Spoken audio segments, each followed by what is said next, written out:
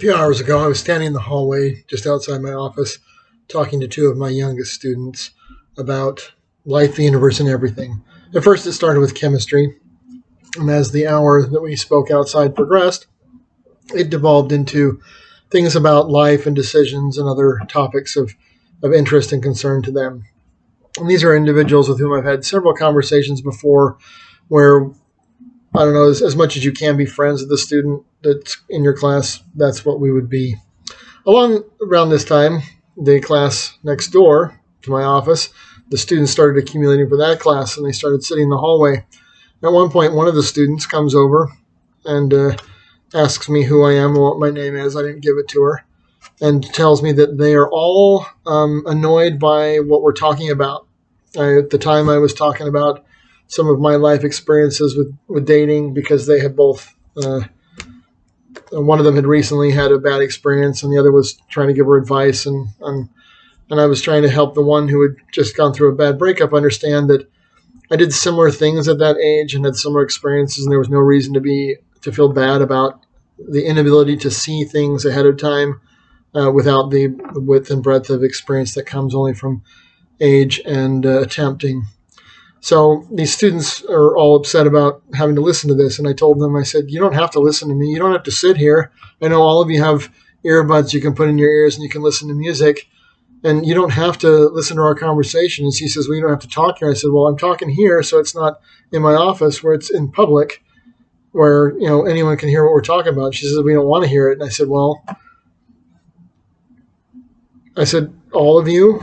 I said, okay, by show of hands, how many of you don't want to hear me talk about this? And they all raised their hands. And I said, what an interesting world where I can't share personal experiences that are relevant with a student who asks and honestly tell her how they made me feel without other people who were not involved in the conversation being offended. So I finished the conversation, went off to the office to make some copies, door schedules for next semester, so that I can plan ahead for what classes are when. And what the one who wasn't in the breakup said to me, I'm sorry we got you in trouble. And I said, people are just so easily offended. They didn't have to listen to it. They wanted to be offended, I guess. And it's funny because nobody seems to be concerned about whether I'm offended by what they want to talk about. There used to be a guy who come in here. He still works here, so I won't drop names or give any more information other than that. And he would talk about his conquests over the weekend, where he would take young ladies out and then do unsavory things with them. And he would come in here and brag. And I finally said, I didn't ask for these conversations. And you're coming into my office and having them in here because you don't want to have those things overheard. But if you come and do this again, I'm going to report you to HR for sexual harassment. And he's never talked to me about them again. I have a neighbor who, rather than parking in front of my house, or his house, parks in front of my house, so I can't park in front of my house, because then that would be an inconvenience to him. But nobody seems concerned with whether or not I'm offended. But of course, when they're offended, I'm supposed to jump immediately and respond. This was easy because I don't have to be having this conversation. I'm not paid to have it. I think the administration might discourage me from discussing personal things, except for these are people in the stage of life where they're looking for an older mentor. I just spent over the weekend some time watching Back to the Future with Marty McFly and Doc Emmett Brown, and The Karate Kid with Mr. Miyagi and Daniel Russo, both of which movies depict an older, experienced male assisting a high school age person with some issues and having a friendship and a relationship. Now, maybe these are movies that couldn't be made today, but it's interesting because those movies were relevant because that's something that actually happens. And that's, I think, what was happening in the hallway, except that everyone's offended because they have to listen to things they don't want to hear. A lot of people are upset the last couple of weeks with Elon Musk going back on Twitter, and I guess he restored Donald Trump's account. I don't know. It doesn't bother me whether he's there or not. I deactivated mine because I was just tired of talking at a brick wall. And they're upset because they have to now be exposed to people from whom they don't want to hear. And I'm sorry, it's tough. That's life. We all have to listen to people from whom we don't want to hear. Sometimes it's your parents. Sometimes it's your boss. Sometimes it's your neighbor. Sometimes it's an ex. I was telling those girls, fortunately for me, I don't have to, I don't interact with any of mine really, and I'm grateful for that. But there's always someone we got to listen to that we don't want to hear from, including the students next door who I didn't want to hear that from them. I don't think I was doing anything wrong, but if they go complain, I'm going to have to contact these two students and say, can you write something on my behalf that it was not inappropriate or unwelcome? Because they're the students I was talking to. I don't even know who these people are. They didn't give me their name, and I didn't give them mine. Now, my name is on the door outside.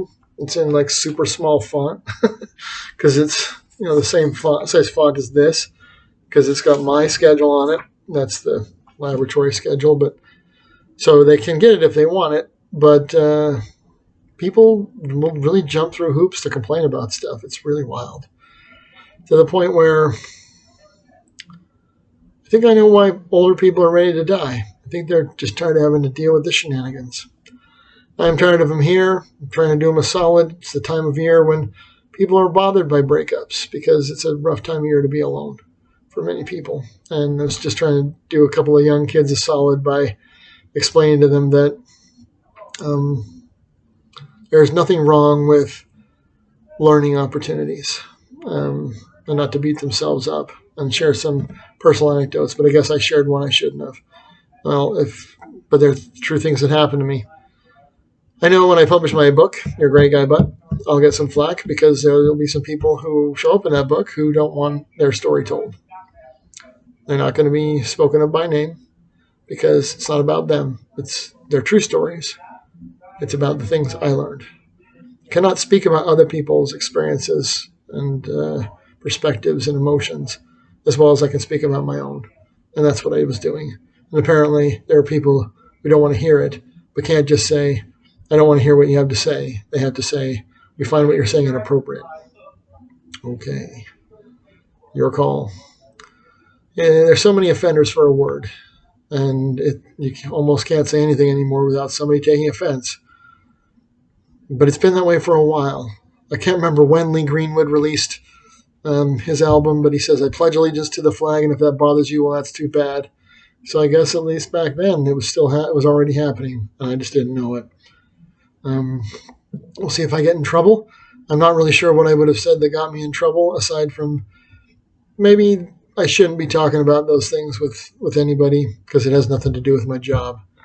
But my job is really supposed to mentor students, so 6 of one, half dozen the other. If they tell me not to do it, then I'll make an effort not to do it for a while. But I can't help myself. I want them to be happy.